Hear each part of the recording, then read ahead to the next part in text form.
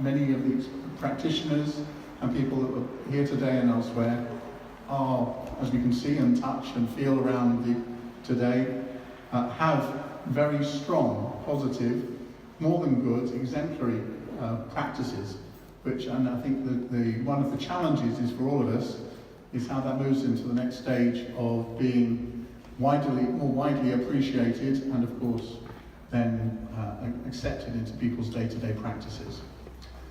So it's in that spirit, I think, that I'd like to go through. We can start off, we have an hour, yeah? So, and I think, I'm sure we have time for some exchange at the end. So maybe for each of us, maybe for 5 minutes, if you can feel, we can think about the supply chain for each of you, around the idea of successes and challenges. And I don't know if anyone feels inspired, motivated, passionate to begin. I'm not going to just, anyone want to start? Kapil? Excellent, thank you. Health and safety.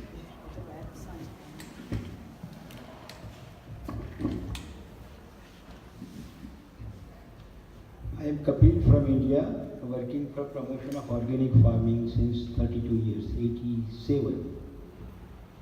And as a part of the movement, we realized that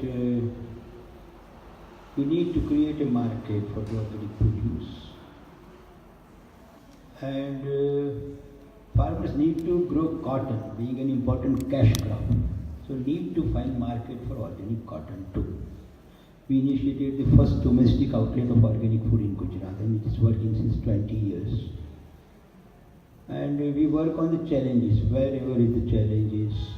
32 years ago, people were just laughing about organic farming, and now they are following us in the long journey. And government is also coming up with the policies, schemes and all that. As a part of it, since 2000, after illegal introduction of BT cotton, we spearheaded the movement starting from Gujarat, and now there are many other people across the nation who are also very much part of anti-GM, anti-Monsanto, anti-patent movement, all that kind of thing. And why I am here within just 4 months, it is not that easy to travel internationally within 4 months, because since yesterday I was participating GM-Free Europe conference. It's a very important, powerful conference of academicians, scientists, consumer networks, and not only from Europe, but from across the world, people were just sharing the experiences. Definitely there is a success. Definitely there is success. And the single example is we are talking about ethical trade, organic cotton, botanical ink, in the very much heart of Britain, which has ruled over India and vanished above the traditions. Sorry, but so this is the success. People need this. There is no doubt about it. People need at the farmer level, people need at the consumer level. So there is no doubt about it. And success cannot be measured in the terms of how much you sold and how much money has been gained to the institute or the farmers, but also how we continue the efforts in the diversified regions. Definitely there are challenges, and I was very much here 4 months ago with my daughter, who is a textile designer, and we realized that we need to redefine the quality. The word quality, which was initially reduced to fine clothes, cheap clothes, colorful clothes, which can be pressed and ironed and creases should not be there. I think the biggest challenge is to change the mindset of consumers what the real quality is. If one can see the displacement of the people from the fields and rural areas for cheap cotton, one can see how glyphosate is killing snakes and birds and soil microbes and earthworms. One can see how Monsanto is grabbing the seed, power of seed across the nation. I think then people would realize that apparently looking quality is not the quality. And I think we should target as a group changing the perception about the quality. All of us are doing, but we need to be very, very clear about it. There is always a cost of cheap clothes, and people do understand here what is the true cost of it. I would consider second challenge is how we can diversify the movement of this ethical trade, khadi, whatever we name, moral fiber, weaver bird, whatever, to the various diverse groups of people which are entering through various entry points, but finally working for sustainable just world. While we talked about organic farming in schools, we have different entry points. While we talk with consumers, we have health entry point. While we talk to farmers, we have cost of production is the entry point. But finally, it leads to organic farming. I was just listing how many such diverse groups can we involve, and we will involve, definitely. Many of them are very much here. The trade of khadi is a connection, it's a powerful connection.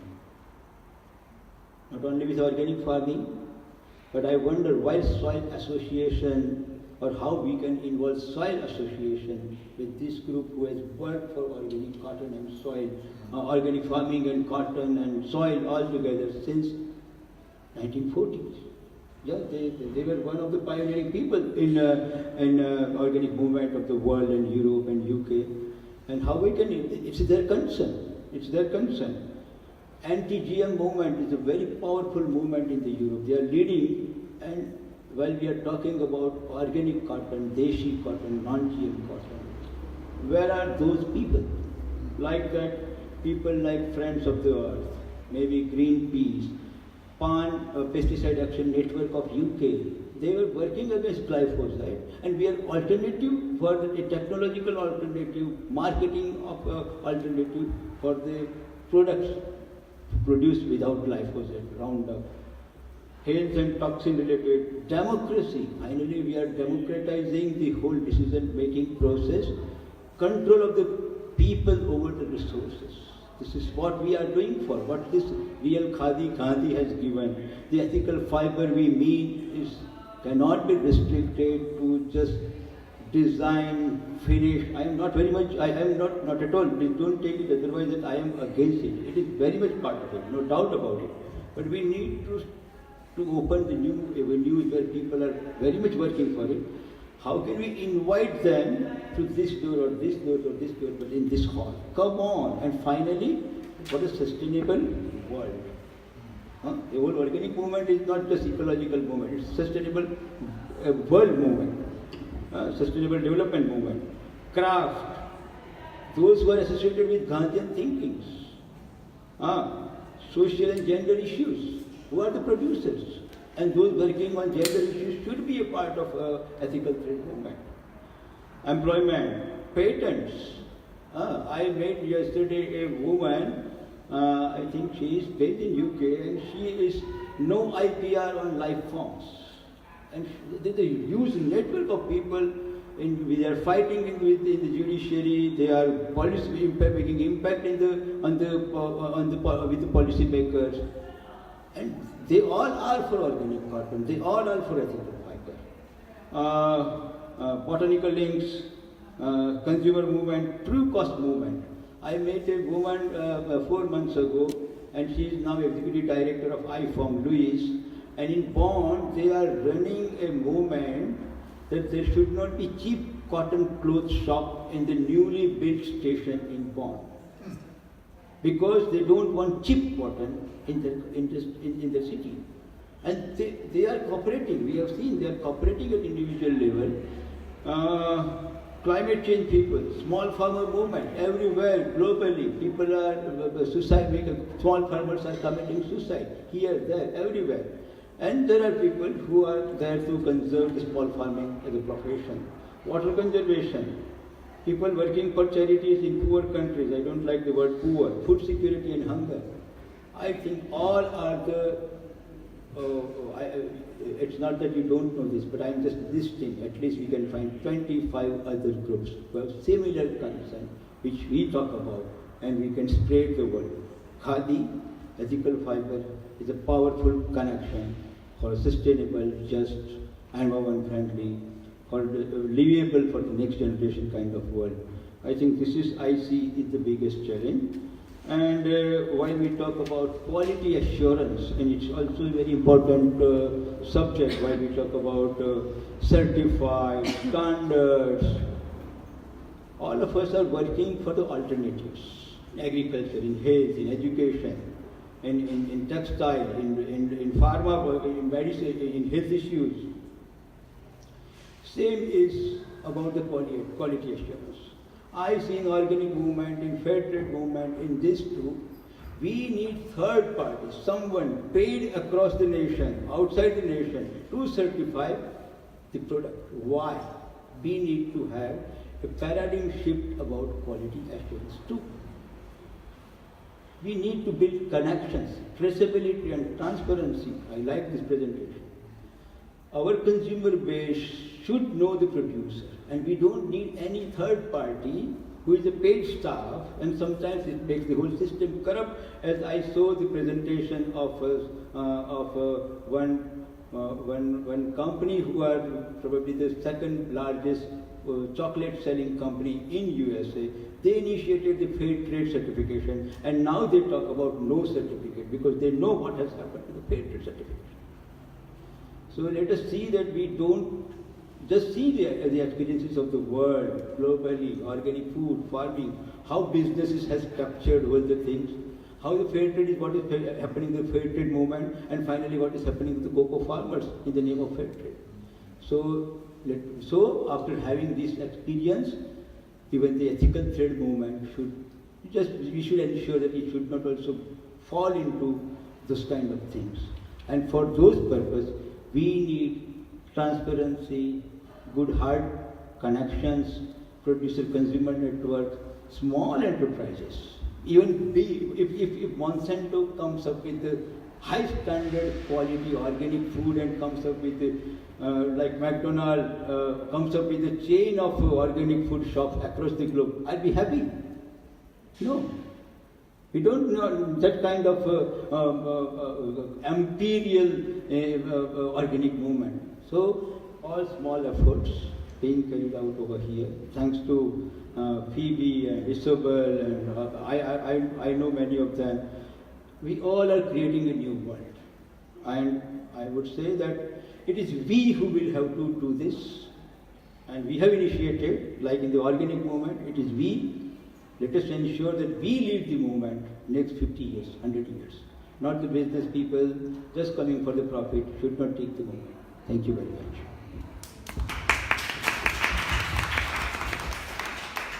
I thought I'd go next because I'm obviously coming from the other end of the supply chain from Kapil. So one thing I would say, I think when you're looking at it when the customers are coming to talk to you about these products, that's when you need to start thinking about things like accreditations. And I can understand, because Shailini and I have talked about this a lot, about fair trade is one that's very important to me, getting fair trade involved.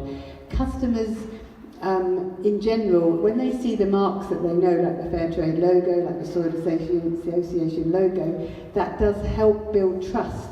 And you're right about having lots of smaller companies and smaller organisations, but most customers just want to buy something quickly, and if they see a mark that they recognise, then that makes it easier for them to do that. I'm not saying I definitely agree with it, but that is the way that it is. So, yeah, I think maybe we need to improve some of those accreditation organisations, maybe we need to get more involved in them or something like that. I know when I was in India with Shailini, we met with the khadi Gujarat chief, didn't we? And we talked to him about how can we link khadi with fair trade and get the accreditations going there, but they weren't particularly interested in taking it any further. But anyway, so going back to, so I'm based in the UK, and my customer base is primarily in the UK. We do have some customers in other parts of the world, but it's mostly UK based, and we work with businesses and with consumers, so very much driven by consumers. I would say the biggest challenge that where does it come from faces, and I don't know if it's the same for Project Pico and some of the other brands, is getting people to actually buy stuff. It really is, it really, really is, because I did totally underestimate that issue. And it doesn't matter about telling the stories, it doesn't matter about all of those things if people are genuinely not going to buy the products. And I was talking to someone from another brand about this recently, and it's not a negative story actually, because all of the smaller brands who are out there doing things and spreading transparency and creating fantastic products are changing the world, because we're actually encouraging some of the bigger brands to make changes because they see that the customer base for ethical clothing and other ethical products is growing, and they want a piece of it. You only have to look over the last week when Burberry have done a big turnaround. They burned £28 million worth of their unsold stock last year, and now they just announced they're not going to do that anymore because everyone went, whoa, that's terrible, you shouldn't be burning your stock, and they didn't want that kind of negative publicity. So we know that by raising the bar in terms of what customers are looking for, then it does actually impact the bigger players as well and makes more offerings to the general public. The sad news is that probably quite a lot of the smaller businesses will fold, because in terms of actually making profit and making enough sales to keep going as a business, that's obviously a very big challenge, but you've also got the gratification that you are changing the world by doing that. So I would say if we can keep making the ethical market grow, and we can keep doing things, and all of the things we talked about in the previous panel around profitability and basically making things more available to people, then hopefully the market will be big enough for the big mainstream brands who are coming in and taking some of that, and the smaller brands to keep going. I'm a bit dubious, but that's the way it goes. So that's one challenge, getting people to actually buy ethical things. So I think that's from the customer's point of view. In terms of working with suppliers, one of the real positives is the relationship building, and again today we've talked about that a huge amount, haven't we? So we build relationships with our suppliers. They're not just unknown people at the end of some chain. I mean, I've stayed in Shailini's house when I visited India, and I know her family, you know, and it's just a fantastic thing. And I'm getting the same relationships with some of the African people that I'm working with as well. So it's fantastic. So I think that's lovely. That has negatives and positives, because obviously to have hard discussions with your friends is a bit more tricky, but it's also a really good thing. So I think in terms of other negatives and positives, collaboration is definitely the biggest. What about Quality of things. I can't say that when Shailini's sitting there. The Kapil was suggesting the perception of quality. Yeah, definitely. How can you engage with customers on that or not? I mean, is it... More and more, I would say. I think when we first launched our first products, there was definitely we want denim to look like this. We don't want to have any unusual threads. I had a couple of customers say to me, this isn't right, this is not how I expect denim to look. But more and more now there's a value to people seeing the individualities of a cloth. For example, we launched some shirts a couple of years ago, wasn't it? And the dark blue one is natural indigo dyes, and over time that starts to fade. And you know, I was quite anxious, I must admit, I'll be really honest, I was quite anxious. What are customers going to think when their shirt gradually starts to fade? That has not been a problem, because all I had to say, we changed the wording on the website and said, this is like your denim jeans. When you wash them, they become more loved and the colour becomes more of a different shade, you know, and that's been absolutely fine. We haven't had any returns on that basis whatsoever, so that's really, really good. So that's good. Yeah, there's an understanding around retailers actually on that one, which is the bane of my life, where they'll hang something in their window for like 3 months and then say, this is something wrong with this, it's faded after 3 months, but that's a whole other story. But I think that's really good that things are changing and people are starting to respect the individuality, definitely. Yeah, I'll actually need a comment on that.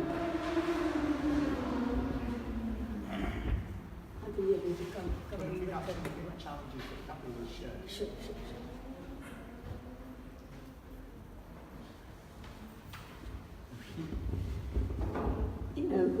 Very interesting discussion, because again Kapil works in India, so we have a lot of connectivity in what we do. and we supply transparent, traceable garments to Joe, so there is a direct connection, so I think it's pretty normal for me to pick it up at this stage, I suppose. Well, first of all, just responding to Joe, I think, and I think a bit on Kapil as well, that the perception of quality and what the fabric should be, and I think that is changing with time. That's what I feel.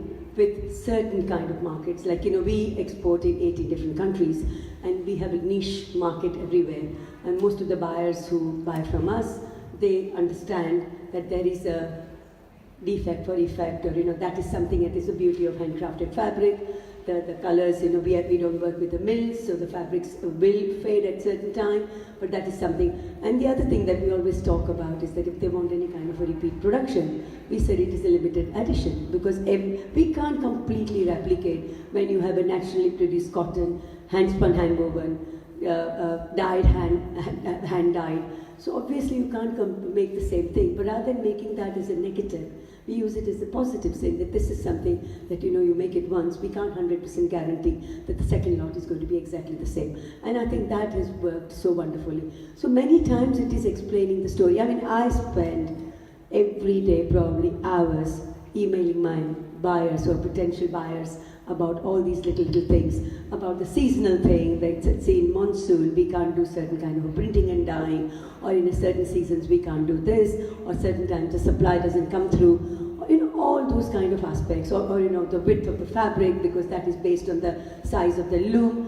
But all these things, when we talk about it's not really the limitations. According to me, these are the really salient quality, these are the USP. So it's how you present it and how you talk to people about it. Excuse me.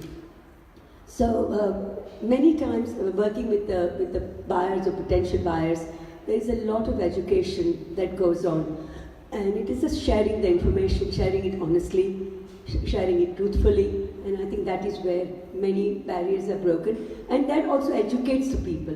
So next time when you talk to another people or somebody was recommended, they also know right from the beginning, oh, I've seen your fabric at such and such a place, and I want to place an order.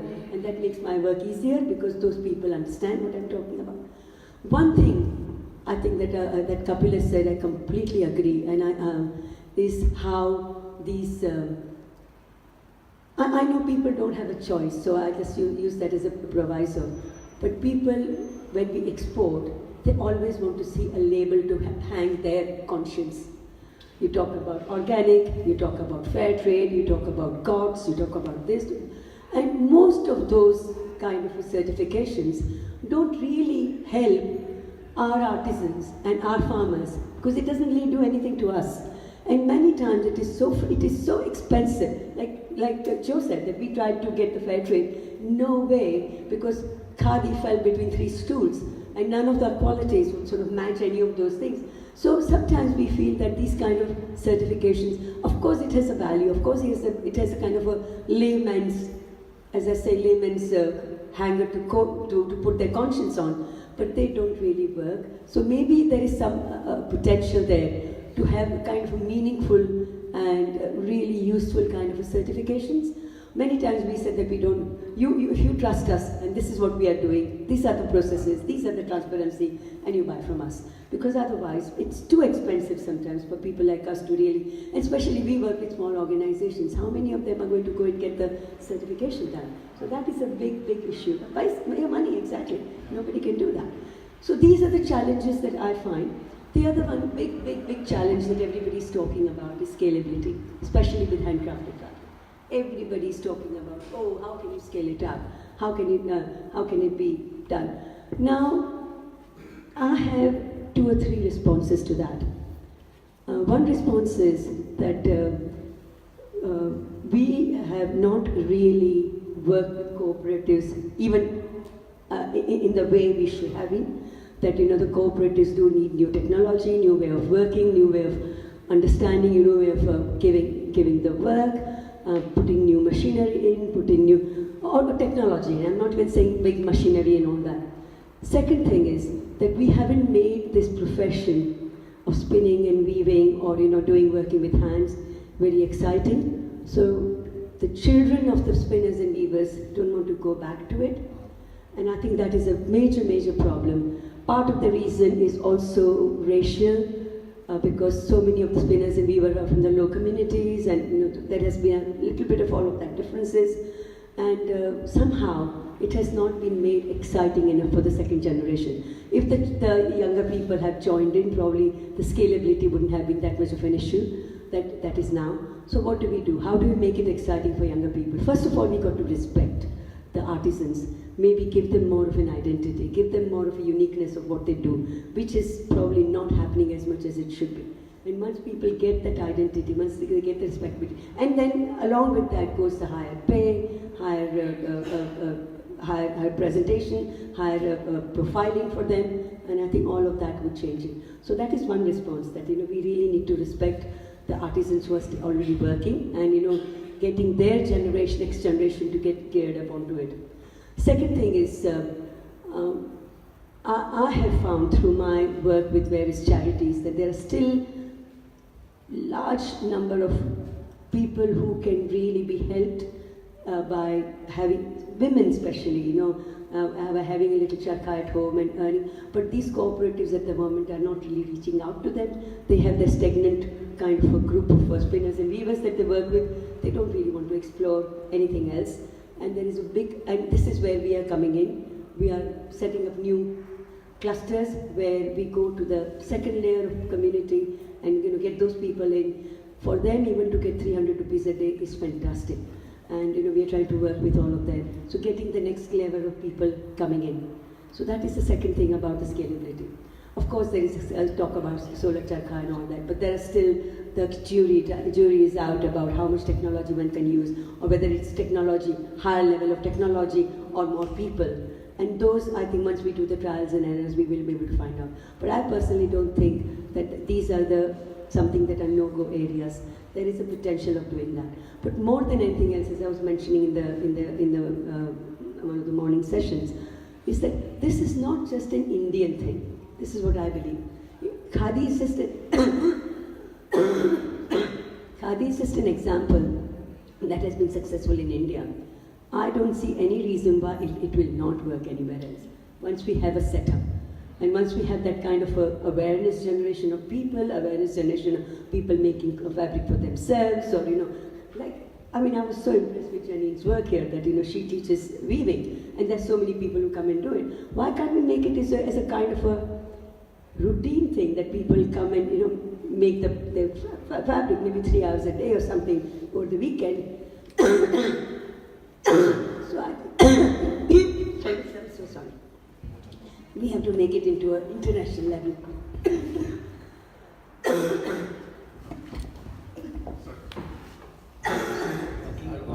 I will interrupt. I was actually going to ask you a question to link to Christa, which is spontaneous from what you're talking about. And I'm building on all the key challenges that Kapil shared with us at the beginning, there's the issue about certification, presentation of cloth or material or the garment. But bioRe, and your work, and all the organic cotton farmers that you have worked with over the last 30 years, their visibility and their legitimacy is based on the visibility up the supply chain or somewhere else of being organic. But then there's the challenge up the supply chain of actually talking about this, presenting the organic nature of the cotton through a certification process and so on. So it's a general question.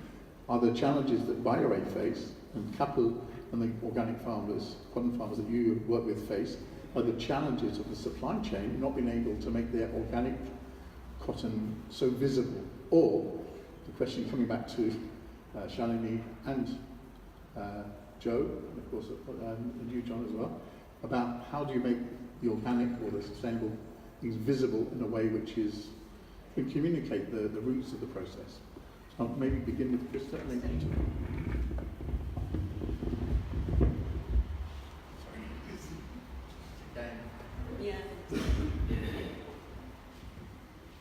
Okay, thank you. I work for bioRe Foundation, and bioRe Foundation is mainly focusing on the promotion of organic and biodynamic agriculture. But besides bioRe Foundation, there's also the company Remai. Remai is actually sourcing the organic cotton from bioRe. Now that is a key point in building the trust or building the supply chain. If we have a brand or a company like Remai who is giving a purchasing guarantee to the product, and it's for 5 years, and the quantities are agreed every year again, based on also their market. So if they can expand on the agriculture side, we can also expand. Now, challenge for Remai is whatever we put in the soil today, it's in a t-shirt 2 years later. So they have to somehow also assume the market in 2 years' time. But the farmer also has this time lack of converting. He will also need 2 years to convert to organic. On the issue of certification, I fully agree with everybody that we don't need the certification. Because there was also a time, we were controlled, and there was, you always find a person. Like if you drive on a highway, and okay, it's written you have to speed limit of 100. You will always catch one who is speeding. So in the same way, you also find that in the certification. Now you have your control systems and they are defaulters, but it doesn't mean your system as such is not true, or you don't have really the impacts of organic agriculture. So it will be even a stronger message if we can bring the farmers without any certification to the market. And how can we bridge that? Okay, we invite a lot of customers to come to India, but not everybody can come, or to Tanzania and see what we do, but that already is a big trust. So it's transparent, you can come, you can visit, you see even the whole supply chain, it's transparent on the website and everywhere. Like this, you have this QR code, it's inside here. You can trace it on the internet, who is the producer. So transparency is there, but the scalability is also what I agree with you. How do you still reach out to more market if there's no readiness also to pay for such efforts that you do in the supply chain? But the understanding of each step in the supply chain will help also in the marketing at the end. If we find people who really understand the problems. But with GM, now if we have, cotton which is contaminated, so are you still going to buy it? You will not buy it. Now for that, there's one of the huge challenges that we face in India is we buy the seed and it's all non-GM seed, and we test it and it's all GM contaminated. You can hardly find non-GM seed, even if you want to buy it, be it you want to buy. So we have to do our own seed research now, which is also a big challenge. It's costing a lot to get our own seeds going.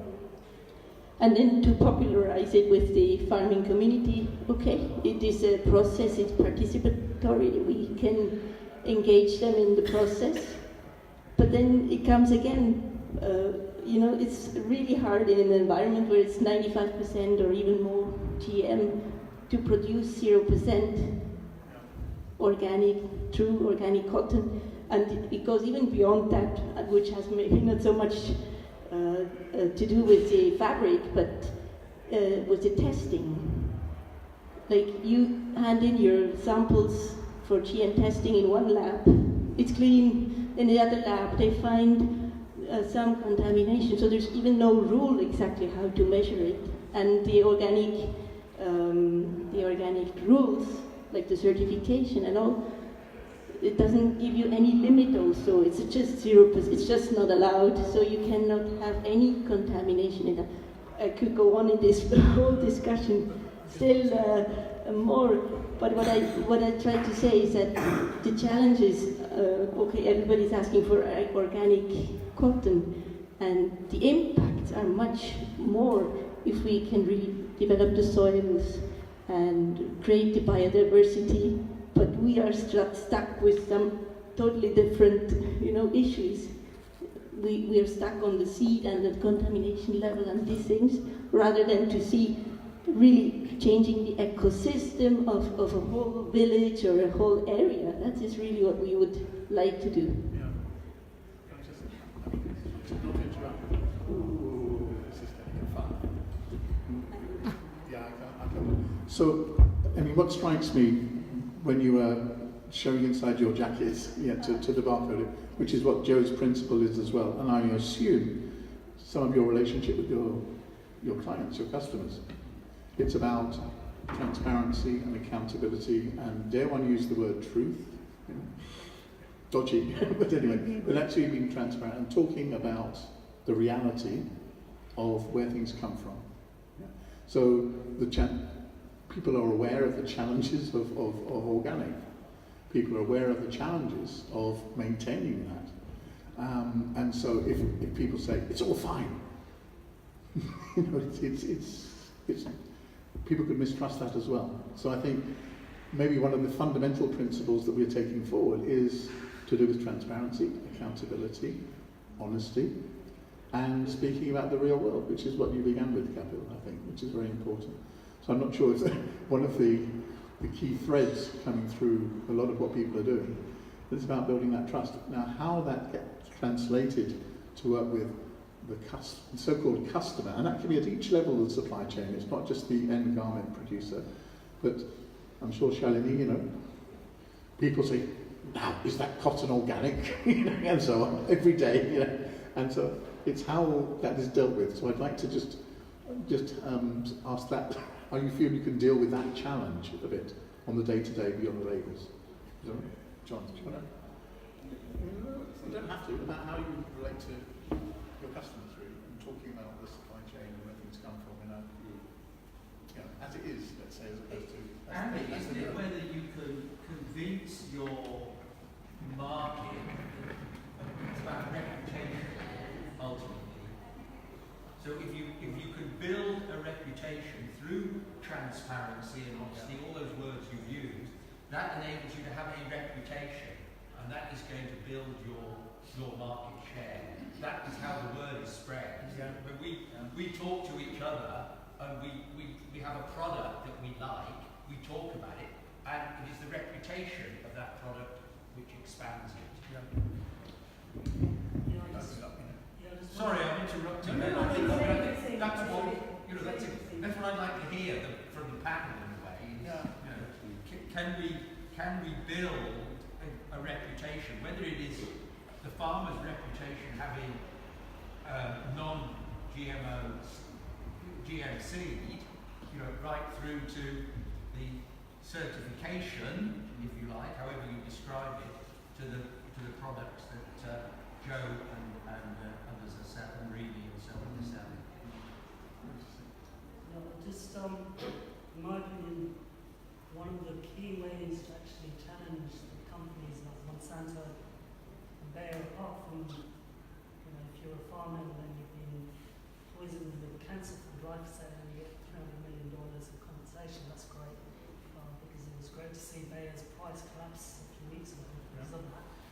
But what is the easiest way to actually challenge Monsanto and these big corporations is to actually look at the very crops that they made illegal in the 30s, which was crops like industrial hemp, which the USDA actually has a patent on itself in the 60s. So when I see 3 years ago, farms in Italy whose land had been heavily polluted by radioactive waste dumping, lead poisoning from local farms, they went back to the history books and they started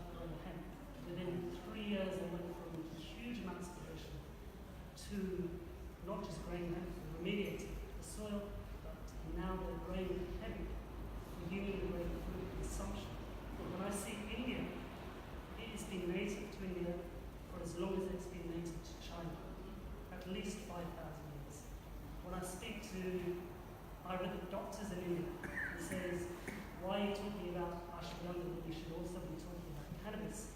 They've been taught to see that as a drug, as a narcotic, even though it's a main, most important constituent, even though every day Indian people are drinking and getting higher. But they don't want to realize the other part of the plant, which is not to disgrace organic cotton, but if you want to clean up the soil, grow the hemp, and then that would further support the organic cotton and all the other crops in rotation. Just to give a very quick example, not just of the farming side, but what's happening in Jharkhand, which I realized was of significant religion significance to me. That is a major mining area, and that is where most of the lithium is coming from in India. So on one side we're saying we want to build EV cars because they're green and clean and going to save the planet.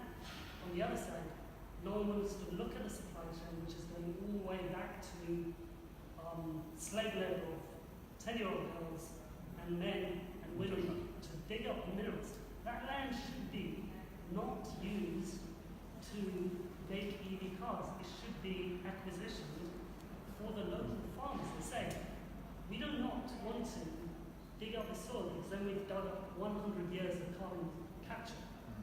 You farmers need to come into this area. You need to grow, whether it's the hemp in rotation or hundreds of other crops. That's what happens. When we start doing that, then the political establishment, Monsanto, Bayer, they start getting scared. Okay. And that's why I wanted to ask, how do you establish or re-establish something which has been indigenous to India for 5,000 years and just repatriate a lot of these resources? If we're not talking about that, I don't know where we're headed. Okay, thank you. So we've got a number of questions and suggestions with reputation as well.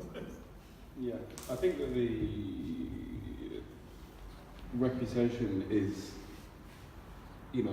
probably the most important thing in the whole thing, because I guess like I'm on the, I'm on almost on the end of the chain, and I'm seeing the people who are buying it, and there's a very big difference between the buyers for the stores and for the customer. So if I speak directly to a customer about, I don't know, like a rare breed of sheep that I've done some like crochet with or something like that, and there's a specific story about that sheep where it's about how it gets the colour of its wool. There's a lady that I work with that deals in rare breeds of sheep, and there's one specific sheep which grazes on the beach and they eat seaweed, so it affects the shade of the wool. And to describe that to a customer, they really engage with it. But when I'm in my showroom and I'm having like the shops, like some of the best shops, best regarded shops in the world come to me and buy from me, and when I'm describing my collection and describing all of the different fabrics and all the processes, I've learned that they're really not concerned about it. They want to know that they want to buy something which is unique, and they are concerned about it being unique in almost entirely in its aesthetic, rather than its production. So it can be hand spun, hand woven from an extremely rare fibre from a far-flung place in the world, and they it really what it boils down to is whether they think that they can sell it or not, and whether it has a big whether it looks different to what they're selling. So I think that the big challenge from an aesthetic point of view for companies that are producing any kind of fabric as well as khadi and things like that is that we need to realise that they need to be relevant. So it doesn't matter that it really, like, for a lot of people, it does like for it to be organic. It doesn't matter. It has to have an aesthetic value which is relevant, and it needs to stay relevant. And that's an area where I think that, you know, the companies can build, the mills, the khadi organisations can build their reputation and uniqueness, but they cannot stop. They cannot rely on you know, fabrics that have been produced for 20 years, the same designs. You know, they need to change. They need to stay modern. So. No. Kapil, I just want to add a naughty question. If to what you were saying, if one of the aspects of, say, khadi is that it's durable, so it will last, say, 20 years, just for the sake of the discussion. Yeah. So the relevance, how do you communicate the relevance for something that's going to be lasting for 20 years, for the sake of argument? How do I communicate the relevance of it? To who? Well, you're saying that it has to be something that's relevant to the purchaser. Relevant to the buyer. So it has to be. I feel like it has to. You know, there has to be a consideration for design. Yeah. And that consideration is much bigger than a lot of fabric producers think it is. Is there a dimension of that design which can incorporate the concept that what is bought aesthetically will be lasting for 20 years? Or No, I don't think so. I mean, there's like a contradiction between the fabric and the. Yeah, I know. Yeah, it's a very big problem, and you know, it's always, you have to describe, you know, the qualities of, for example, a khadi cotton to a buyer. They, you know, it's not their consideration. Their consideration is it like, do they think it's interesting, and is the price right? So I'm just highlighting a challenge as opposed to. Yeah, I Yeah. expect the. Yeah. I suppose the.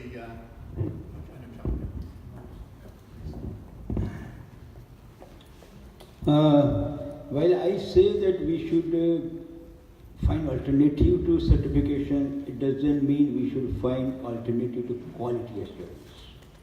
Quality assurance is different than certification, and there are many other ways to assure the quality. We are in a country where small is beautiful is the buzzword for us.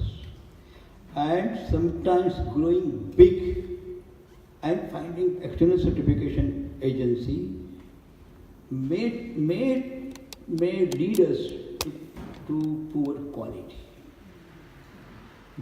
So, at one point of time, I would subscribe to the idea that I would not grow bigger if my producer and my customers don't trust each other. So, limit to growth, in principle, could be a part of ethical fiber movement here. I'm talking completely scary, I don't know, because the scale could be defined by the countries, many things. After visiting these places just 4 months ago, me and my daughter was talking, Veda, should we go for certificate? If we do not have certificate, we will not be able to sell. And my conscience doesn't allow me, well, I am there, why I need other one certificate? And why people are not trusting us? Because we couldn't build the relations. So I think while we talk about ethical, we need to decide what is ethical in quality, what percent we would blend synthetic, whether it would be chlorine-free or not, whether it would be hand-woven, hand-spun, or to some extent machine or solar, whether it would be naturally dyed or not, whether it would, what portion of the profit goes to the farmer, producer, real producer. What is the definition of ethical? We will have to decide. It's a challenge. Otherwise, the ethical word is being used, organic word is being used by the other people. So at some point of time, It's a good gathering of the people with great concern. For us, ethical means this. Okay. Let us have a workshop on it. We need to decide this. What is ethical? It doesn't mean that I am making any quality judgment. But we need to address the diversity, come up with a common minimum amongst us. About certification also, we should have some kind of quality assurance system also, so that we can build the trust relations. We are running the shop, which is the most successful shop since 20 years, without certification. Without certification. And it was a 3 to 4 million business 10 years ago. And all money was going to, everything was transparent. And people built faith in it. If you can do in smaller region, why can't we do in a larger? To what extent we can do? If we cannot build the trust, we will not extend our business. Business is not important, our campaign, our work. So I have a couple of suggestions.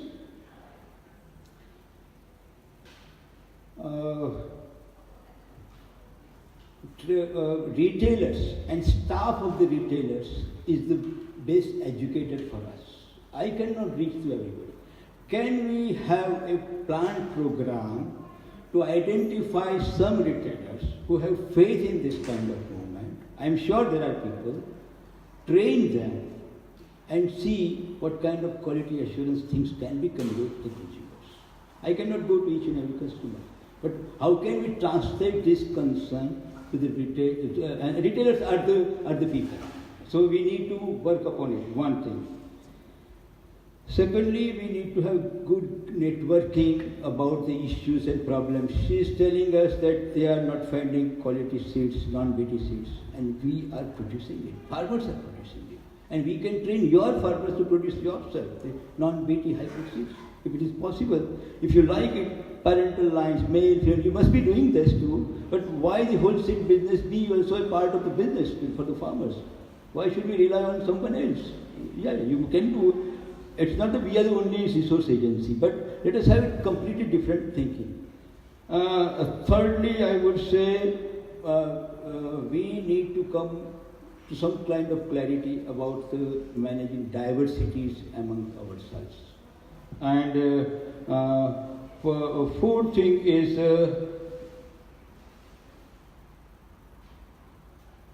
I'm starting with the example.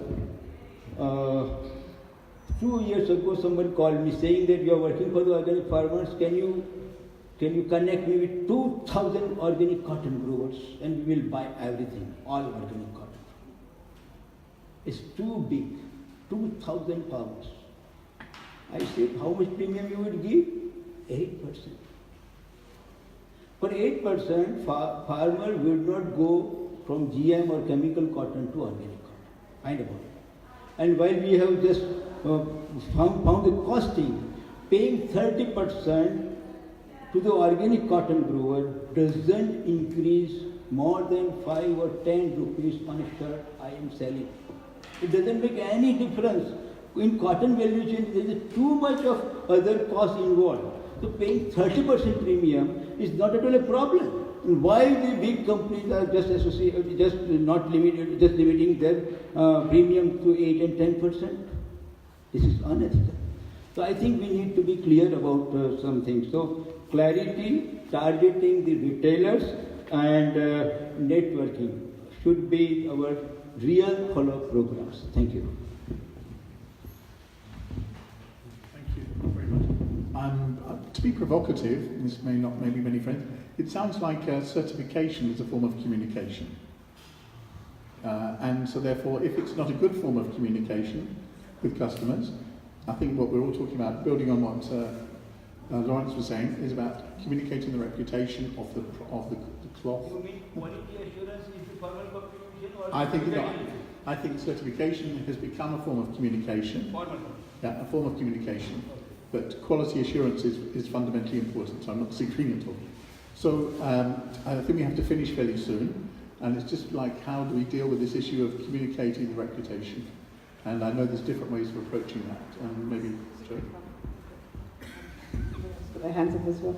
I was going to say there's lots of curating brands now as well. So you've got one thing that makes it easier for customers we're dealing face to face with our customers most of the time, is there's lots of brands coming out there bringing in lots of different brands into one online or physical shop, and they have set their own different standards up, so they're not using the usual, fair trade or whatever. They do have traceable as one, quite often natural is another one, and they actually then, against each brand in their shop, they will put these own certifications. So if you then learn to trust that particular curating organisation, then that's one way of doing it. Ethical Market is one, Mamok is one, Ethical Superstore, people like that. So they sort of help customers understand easily the messages behind it. So there are two questions. Or comments or... I can actually say that. Going back to Kapil Shah's and Shalini's point on the scale and different arguments on that. One perspective is on organization scaling and growing and reaching out to much larger audiences. Another perspective could be actually multiple such initiatives coming up, each catering up, exactly, each having their networks of farmers, weavers, and so on, and then becoming generally grassroots, mass-roots initiatives rather than one single institution becoming the new McDonald's or the whatever sort of a thing. So what is your take on, question to all the panelists? I don't need to answer, my answer is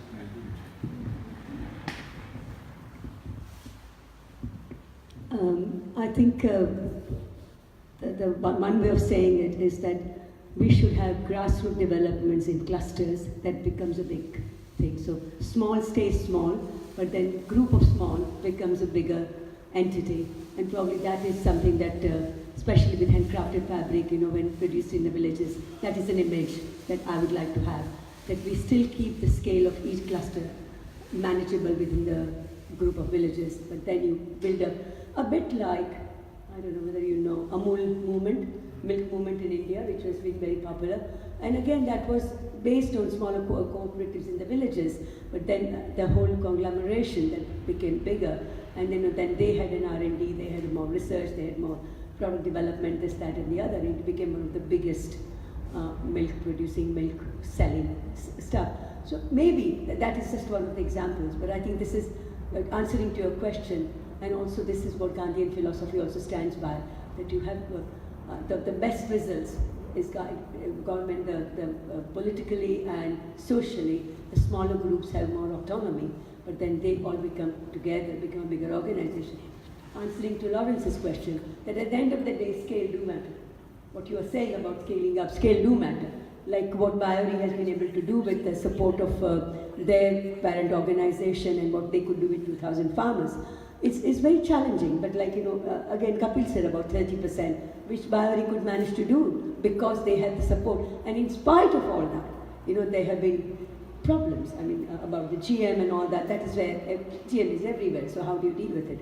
But I think you do need to have a bigger organization to have much more presence, much more support. But I would see, my vision is to have small cluster building up into a bigger organization would have a kind of a voice. That's my thing. You had a question, comment, or? Yeah, I'm not sure that there's, it's been, I do an awful lot of independent campaigning about pesticide-ridden GM foods and the encroaching trade deal that we're likely to have in America and post-Brexit, and the consequences of that. But it's interesting, the number of people that I've spoken to in the street who have said, but organic's not organic, is it? And I remember, like 6 years ago, I saw a panorama, and it was I didn't know about the GMO thing at the time, and it was kind of like this pseudo fly on the wall thing where it was the kind of the fake organic food industry, and this guy with a hidden camera watching a guy say, "Oh, I've just bought these tomatoes from a rubbish place and they're selling as organic," And I knew, I was shouting at the TV, and my mum was saying at the time, please, calm down. It's like there was a definite agenda. Panorama is very interesting in what it has tried to tell people at the time. And then it's just only recently I realised, how, these seemingly independent bloggers on YouTube and things, talking about the fake organic, or this is, there must be so many people, because it's almost like a mantra, I've heard it so many times, the exact same word, but organic's not organic, is it? And it's just like, whoa, they have put, because they knew they wouldn't convince us, they wouldn't persuade us that it was the way to go, and that we could eat this stuff, this shit, excuse my French, safely. So they had to undermine their competition. And of course that might well be subconsciously reflected in, what you say is organic, fibres. So there's that they have been so clever about. I do believe if there was a proper investigator on it, I'm sure you would find Monsanto all over it. But also, I was really, really dismayed, and I know there's only so much you can do with championing ethical things, but and I don't know whether any of her representatives are here, but I was at a few months ago at an event with somebody from the Fashion Revolution was speaking, and I'm terrible, I just pick up on little things, and she said, from the harvest to the item, there is this whole process of whatever. And I asked her at the end, luckily for her, I didn't get to ask a question, but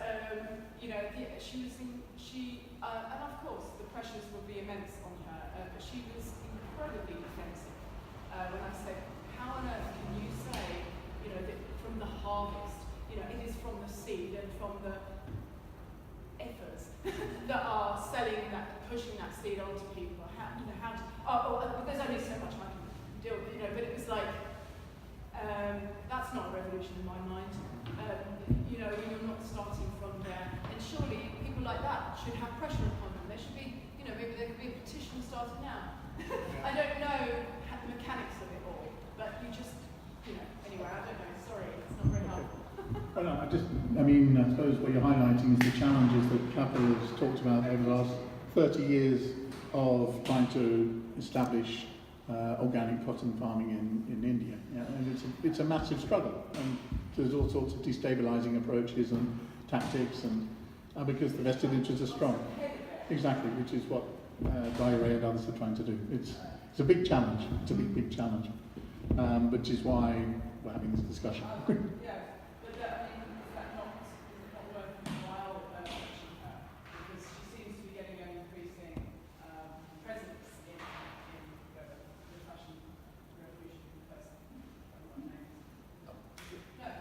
I don't know. Stop while I'm moving. So, Ja, vind I think the difficulty is, as you've quite rightly said, it is a huge area. Is it also Orsola de Castro or Sarah Ditti or someone like that? Was it?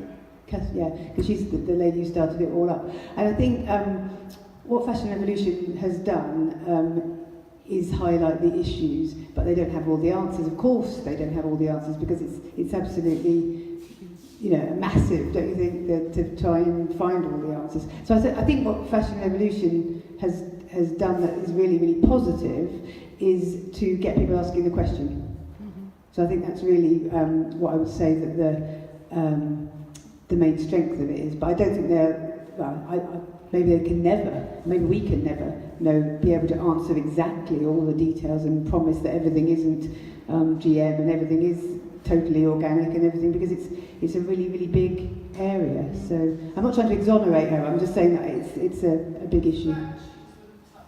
Yeah.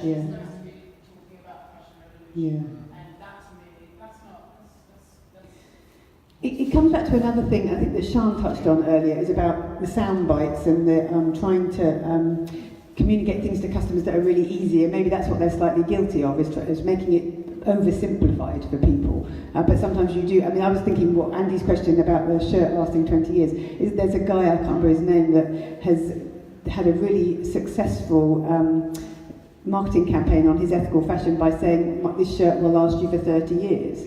And he's done really well with that. And I think that's basically, it's a really clever little concept to capture people's imagination. Whether the shirt will last 30 years or whether anyone will even check doesn't really matter, does it? It's just a clever soundbite to get it out there. What is the exact statement? Yeah. What's the statement exactly about that? Yeah. Well, it was a private conversation, which she was distinctly, the background. So she did because she knows she's Italian.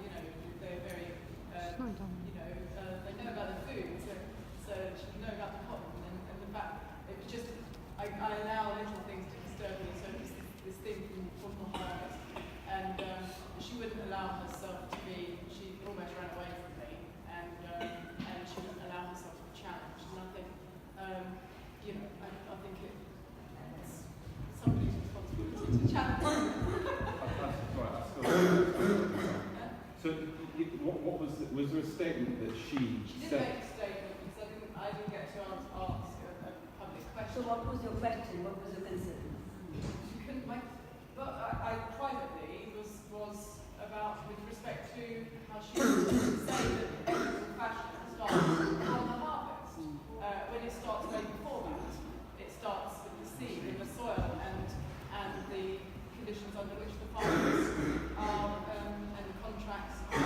But I think that she understands that though, because a whole host of fashion revolution is directly from, it's showing people who the farmers are, and that's a massive part of it. No, I know. I'm being I'm sure I'm being distinctly uncharitable, but I just felt really, I don't know, she seems to be gaining a lot of ground, and she just not, maybe she's going to wait until it's really big, and then she'll say, right, we're going to fight the GMO monsters, but I don't, it's I'm sure she does a wonderful job, but it was the fact that nobody asked the question about before the harvest. Does it start? It starts at the harvest. It starts at the harvest. What, do you understand what fashion revolution is about? Is about making, all these very small people visible to the wider world and the wider kind of fashion industry, and it goes from it does go from the very beginning to the end. It's trying to get everybody kind of involved within that. Yeah, it's fine. It's just that I didn't feel comfortable with her response to me privately. That there was something she was not going to go near. But the seed thing, didn't want to speak about it. Yeah.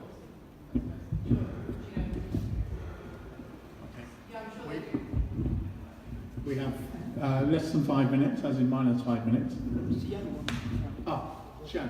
I think that raises a really interesting debate, I guess, or opens up a question about the role of these campaigns. Because coming back to what we were saying before about how can we kind of mobilise this community and how can we turn this into a movement, where Fashion Revolution has been really successful is that they've gone mainstream, and the fact is that the average person out on the street is not the same as the people in this room. The average person out on the street does not even think that a person makes their clothes.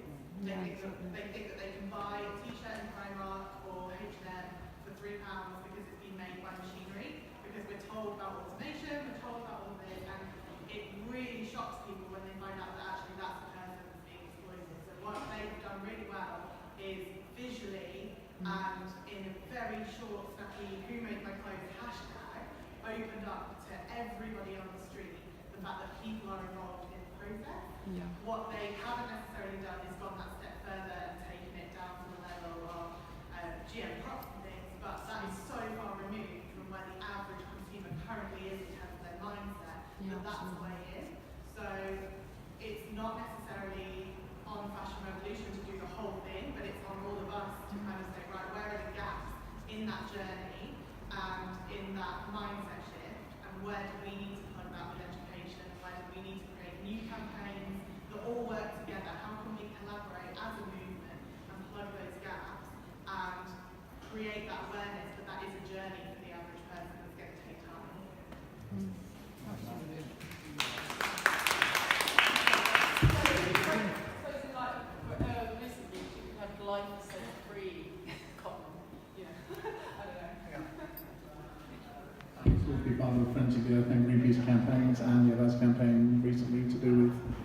that process, yeah, which is hopefully everyone must be part of.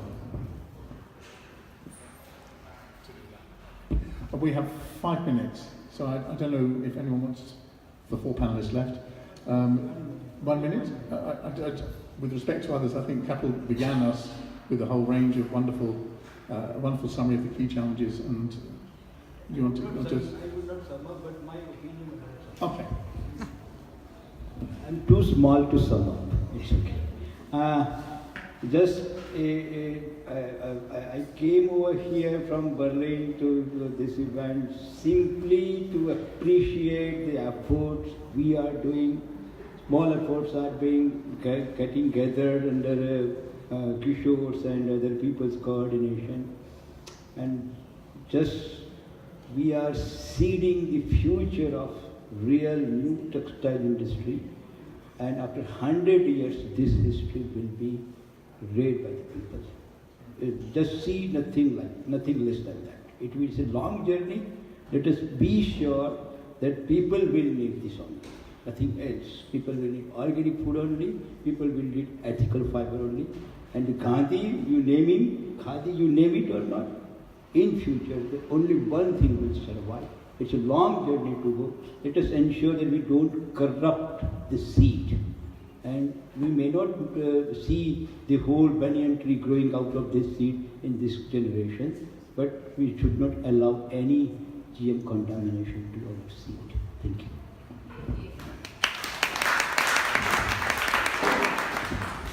I think that's the most important thing to finish on. I think we've got to 5:45. This, not just the session is finished, but I think according to Kishore's program and so on, our day here together is finished, more or less. And definitely on behalf of Kishore, Janine and Craft Central, I think it's time for us all to thank each other for coming here, number one, which is the most important thing, committing our Saturdays and time and energies to be here, to be in the process to thank Kishore for bringing us all together. And it's quite clearly we wouldn't be here without you pushing and pulling us and encouraging us to come and speak. It's very good. I'd specifically like to thank Janine, shyly by the door, who is one of the craftspeople here in the Craft Central. And her weaving classes, I'm told, are exceptionally wonderful. But without her, and there's a link to Craft Central and her tireless efforts to ensure that this wonderful venue, I mean, it really is a wonderful venue, was accessible for us today, and for it all to work. Without her, it would not have been possible. So I know from, and I hope she heard that. And also a special thanks to all the designers and producers who have brought their produce and their passion and their ideas here today. And hopefully you've all been able to share and interact and respect and appreciate and learn from each other. And for all the speakers to share their hopes and aspirations today, which has been really special. And really for all of us to think about what we're going to do next. Because I think I really deeply feel that Kapil shared so clearly so many of the challenges that we face, but also the fact that he personally has now had a lifetime of commitment to contributing to these change, and as an example to many of us, that yeah, it's a very important road that we go down, but fundamentally we are going on the right path, and we have to continue with energy which is generated by events like today. So thank you on behalf of, I think, Kishore, unless you want to say anything else. Thank you all very, very much for coming. It's been a privilege for us all, I feel. And till the next time, whenever and wherever that is. Thank you.